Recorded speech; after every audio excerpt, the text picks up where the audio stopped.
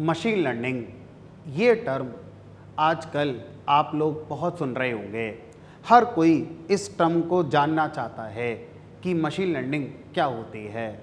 अगर आपसे कोई ये पूछता है कि जावा और मशीन लर्निंग में क्या डिफरेंस है, अगर हम इन दोनों में से किसी कोर्स को करना चाहते हैं तो हमें कौन सा कोर्स करना चाहिए।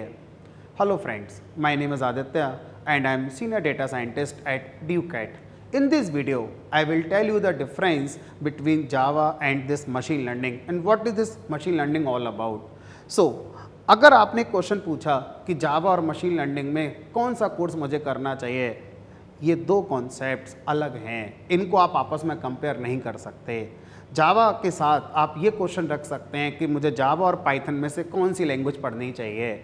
आप जावा और डॉटनेट में से सेलेक्ट कर सकते हैं कि मुझे कौन सी लैंग्वेज पढ़नी चाहिए, बट जावा का मशीन लर्निंग से कोई कंपैरिजन नहीं है, because machine learning is not a programming language. Machine learning is a technique to develop program, और वो प्रोग्राम जो मशीन लर्निंग टेक्निक से डेवलप किया जाता है उसको आप जावा में भी लिख सकते हैं, सी में भी लिख सकते हैं, पाइथन में भी लिख सकते हैं, आर प्रोग्रामिंग लैंग्वेज में लिख सकते हैं। किसी भी प्रोग्रामिंग लैंग्वेज में मशीन लर्निंग टेक्निक से डेवलप किया गया प्रोग्राम आप लिख सकते हैं। तो फिर क्वेश्चन आता है, ज़्यादातर लोग पाइथन से ही क्यों लिखते हैं।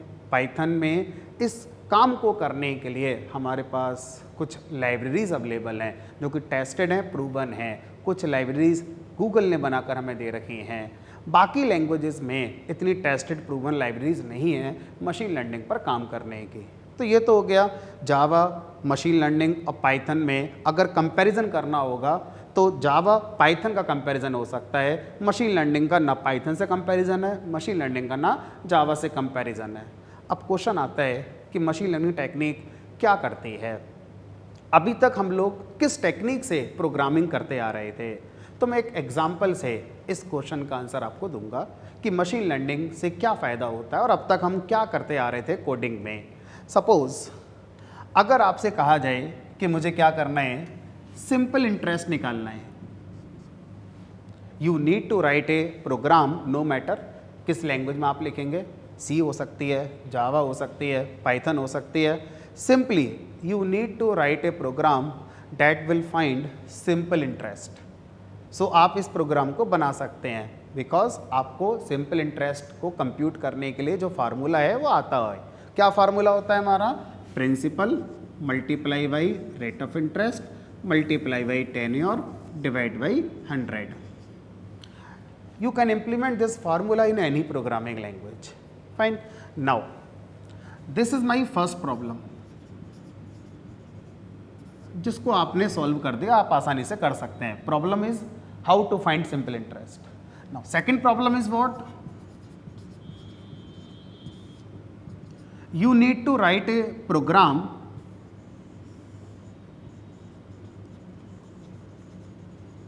this program will read one image,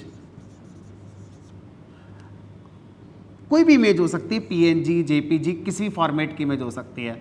अब इस प्रोग्राम को ये बताना है कि इस इमेज में कितने ह्यूमन फेस हैं और हर ह्यूमन फेस का जेंडर क्या हो सकता है, मेल है, फीमेल है, और हर फेस का एज गैस करना है कि जितने भी फेस इस इमेज में आए हैं उनका क्या एज हो सकता है। कैसे लिखेंगे इस प्रोग्राम को, हम अभी मशीन लर्निंग नहीं जानते। प्रोग्राम आप इसे सी में लिख सकते हैं, जावा में लिख सकते हैं, पाइथन में लिख सकते हैं, किसी भी लैंग्वेज में आप इस प्रोग्राम को लिख सकते हैं।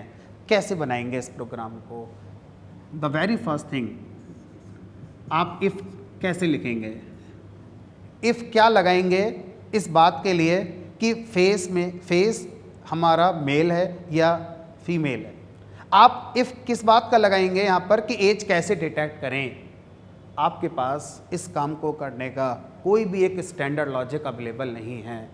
आपने बहुत सारी मैथ्स की बुक पढ़ी होंगी, किसी भी बुक में आपको ये फार्मूला मिल जाएगा। मैथ्स की किसी भी बुक में आपको ये फार्मूला नहीं मिलेगा कि एक इमेज के अंदर से कैसे पता करें कि कितने फेस होते हैं और हर फेस को आप कैसे क्लासीफाई करेंगे कि वो मेल है या फीमेल है। There is no standard formula, क्योंकि जो फेस हो सकते हैं किड्स के हो सकते हैं, एडल्ट्स के हो सकते हैं, ओल्ड एज के हो सकते हैं, कुछ नहीं पता क्या हो सकता है। तो अब आप कैसे लिखेंगे program? Here comes the concept of machine learning. Machine learning का कॉन्सेप्ट कहता है कि आप पहले बहुत सारी इमेजेस कलेक्ट करिए। आपके पास मल्टीपल इमेजेस हो सकती हैं, लाइक मिलियंस बिलियंस इमेजेस आपके पास हो सकती हैं। हर इमेज के बारे में आप पहले से बताइए कि इसमें मेल है और जो भी फेस हैं वो 10 to 12 एज ग्रुप के हैं। इसमें फीमेल है, 20 to 25 एज ग्रुप है। तो हर इमेज में आपको पहले एनोटेट करना पड़ेगा कि ये इमेजेस इस तरह की हैं। फिर आप क्या करते हैं, इन इमेजेस को अपने प्रोग्राम को पास करेंगे। अब इस प्रोग्राम में मशीन लर्निंग टेक्निक का यूज़ करके हम इन इमेजेस में एक ट्रेंड को आइडेंटिफाई कर सकते हैं। ये प्रोग्राम मशीन लर्निंग टेक्निक का यूज़ करके ये आइडेंटिफाई कर सकता है कि कैसे इन इमेजेस में मेल का ट्रेंड आ रहा है, पिक्सल्स की वैल्यू किस तरह से रेंज हो रही है कि वो मेल फेस था किड्स वाला, मेल फेस था अडल्ट वाला। तो इस तरह से वो एक ट्रेंड को कैप्चर किया जा सकता है यूजिंग मशीन लर्निंग टेक्निक। अगर वो ट्रेंड इस प्रोग्राम ने कैप्चर कर लिया तो उस ट्रेंड को टेक्निकल टर्म में हम क्या बोलेंगे, मॉडल। तो जब मेरा प्रोग्राम ये सीख जाएगा कि कैसे इमेज के अंदर फेस हमारा मेल था और किस तरह से हमारा फेस फीमेल था, अब मैं उसे एक नई इमेज पास करूंगा और मेरा ये मॉडल जो भी ट्रेन हुआ है ये मॉडल मुझे प्रिडिक्ट करके बताएगा कि हाँ इसमें ये वाला फेस है और इसका एज हमारा ये है। इस एग्जाम्पल को एक छोटे लेवल पर मैं आपको समझाता हूँ। मान लीजिए आपसे कहा जाए x equal to 1, y equal to 1 पर z की वैल्यू होती है 4, x की वैल्यू 2, y की वैल्यू 2 पर z की वैल्यू होती है 6,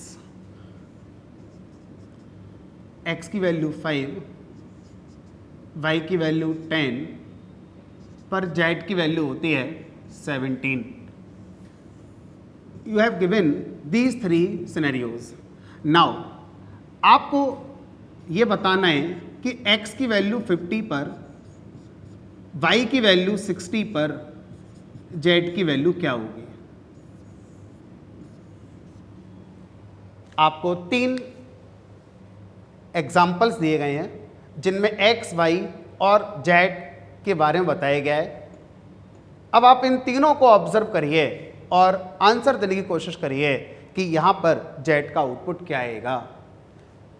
आपको प्रोग्राम में पहले क्या करना होगा, इन तीनों एग्जाम्पल से ट्रेंड कैप्चर करना होगा कि कैसे हमारा जो z है x और y पे डिपेंड कर रहा है, और फिर उसी ट्रेंड के थ्रू आप इसका आंसर दे सकते हैं। पहले से कोई लॉजिक नहीं पता तो अब मैं क्या करूँगा, एज ह्यूमन इन तीनों एग्जाम्पल्स को ऑब्जर्व करूं तो मैं पाऊंगा इन तीनों में एक ट्रेंड है।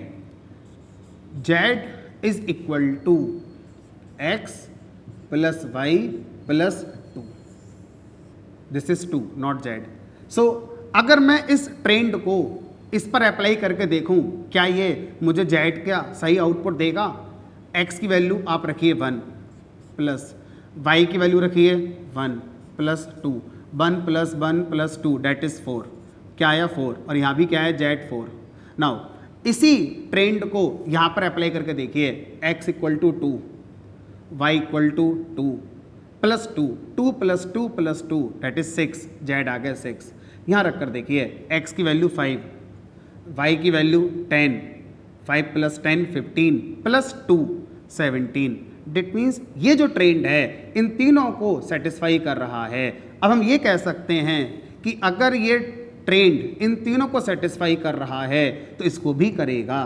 तो अगर हम z को कंप्यूट करना चाहते हैं तो हम यहाँ पर x की वैल्यू रखेंगे 50, y की वैल्यू रखेंगे 60 डेट इज 110 प्लस 2, तो z विल बी 112।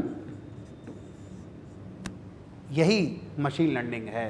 तो मशीन लर्निंग का कॉन्सेप्ट सिर्फ यही होता है, आपके एग्जाम्पल से, इन एग्जाम्पल्स को हम क्या कह सकते हैं, अपना डेटा सेट, डेटा सेट से सीखना है और सीखने के बाद एक ट्रेंड कैप्चर करना है। उस ट्रेंड को हम टेक्निकल टर्म में मॉडल बोलेंगे और फिर उस ट्रेंड का यूज़ करके उसके जैसी जो प्रॉब्लम्स होंगी उनको हम सॉल्व करने की कोशिश करेंगे। तो ये हमारा क्या है, मशीन लर्निंग का कॉन्सेप्ट होता है। अब आपको कुछ और एप्लीकेशंस बताता हूँ जो मशीन लर्निंग पर हमारी बेस्ड होती हैं। आप लोग जीमेल का यूज़ करते हैं, जीमेल के अंदर स्पैम का एक ऑप्शन आता है, वो स्पैम का ऑप्शन इंटरनली मशीन लर्निंग के थ्रू इम्प्लीमेंट हमारा किया गया है। आप सेंटिमेंट एनालिसिस, फॉर एग्जांपल आप किसी की भी रिव्यू देखने जाते हैं कि क्या लिखा गया है, अब उस रिव्यू को पढ़ने के बाद आपको उसकी रेटिंग बतानी है, तो आपको बहुत टाइम लगेगा। अगर आप एक रिव्यू पढ़ते हैं किसी का और वो 10 सेंटेंसेस का लिखा हुआ है तो काफ़ी टाइम लगेगा आपको ये समझने में कि वो नेगेटिव है कि पॉजिटिव है। आप क्या कर सकते हैं, वहाँ पर मशीन लर्निंग टेक्निक का यूज़ कर सकते हैं। तो आप रिव्यू को मशीन लर्निंग के प्रोग्राम पास करिए और ये मशीन लर्निंग का प्रोग्राम आपको बताएगा पॉजिटिव, नेगेटिव, न्यूट्रल। 1 सेकंड लगेगा मेरे प्रोग्राम को डिसाइड करने में कि ये रिव्यू क्या है। अगर आप वो प्रोग्राम की जगह एक इंसान को लगाएंगे तो उसको टाइम लगेगा कितना, जितना बड़ा वो सेंटेंस वहाँ पर लिखे गए हैं। फाइन, तो इस तरह से हम मशीन लर्निंग के कॉन्सेप्ट को समझ सकते हैं।